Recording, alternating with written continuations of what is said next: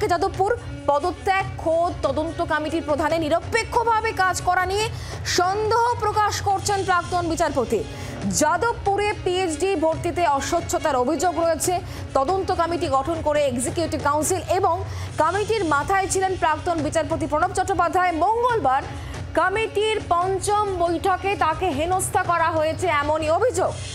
প্রাক্তন বিচারপতির নিজের ইস্তফাপত্র তিনি পাঠিয়ে দিয়েছেন।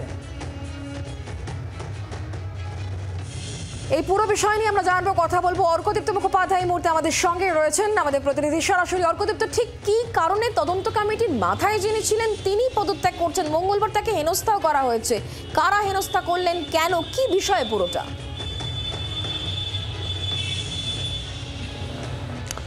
দেখো, যাদবপুর বিশ্ববিদ্যালয়ের এক্সিকিউটিভ কাউন্সিল একটি এনকোয়ারি কমিটি গঠন করে এবং যে এনকোয়ারি কমিটির চেয়ারপারসন ছিলেন প্রণব চ্যাটার্জি, এবং তিনি 2023 থেকে 2025 এই 2 বছরে যে পিএইচডি অ্যাডমিশন ছিল, অ্যাডমিশনে বেশ কিছু অস্বচ্ছতা ছিল, এরকম কিছু অভিযোগ উঠেছিল এবং সেটাকেই খতিয়ে দেখার জন্য এই কমিটি গঠন করা হয়েছিল, যার চেয়ারপারসন ছিলেন প্রণব চ্যাটার্জি। এবং গত 3রা সেপ্টেম্বর প্রথম এই কমিটির বৈঠক হয় এবং গতকাল এই কমিটির পঞ্চম বৈঠক ছিল। মাঝখানে দুর্গাপুজো গিয়েছে, এর মধ্যেই সেই সময়টা বন্ধ ছিল, ইউনিভার্সিটি কাজ এগোতে পারেননি সেই সময়টার মধ্যে। কিন্তু এই সেপ্টেম্বর থেকে এই নভেম্বরে, আজ 27 তারিখ, তার মধ্যে 5টা বৈঠক করেছিলেন।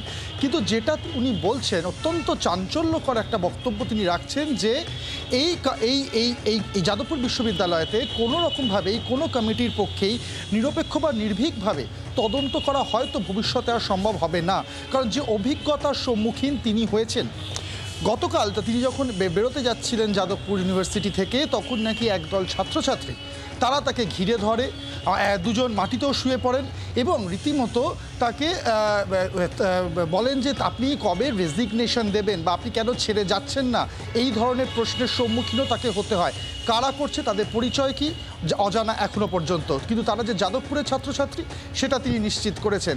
কিন্তু তার কারণ কি, তাকে এইভাবে সরিয়ে দেওয়ার কারণ কি? কারণ তার একটা পরিষ্কার বক্তব্য, তার তরফ থেকে তিনি যে কথাটা বলছেন যে তিনি কিন্তু নিজের ইচ্ছা এখানে আসেননি, তাকে এক্সিকিউটিভ কাউন্সিল যাদবপুর ইউনিভার্সিটি তারা তাকে সেই দায়িত্ব দিয়েছিল।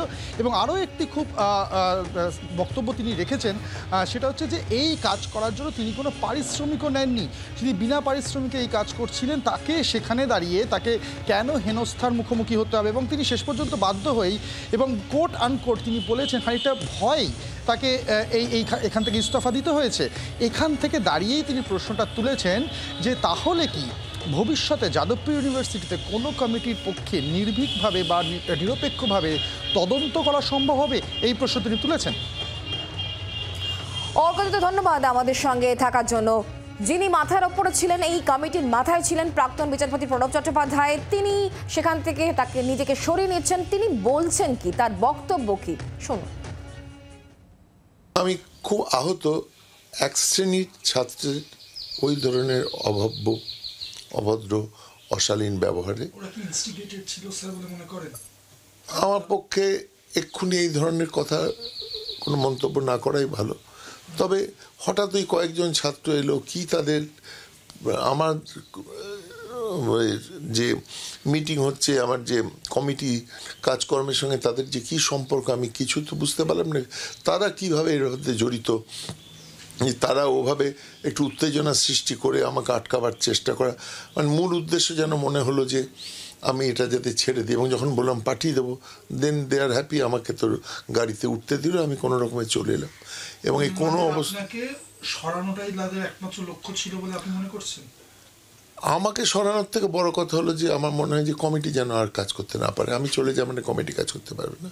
তো আমার একটা উপলব্ধি হয়েছে যে বিচারপতি হিসেবে আপনাকে একটা কথা বলে রাখি, আমি এই যে কাজটা করতে রাজি হয়েছিলাম, আমি কিন্তু কোনো পারিশ্রমিক নিইনি। বাংলার আওয়াজ, বাঙালির আবেগ, জি 24 ঘন্টা।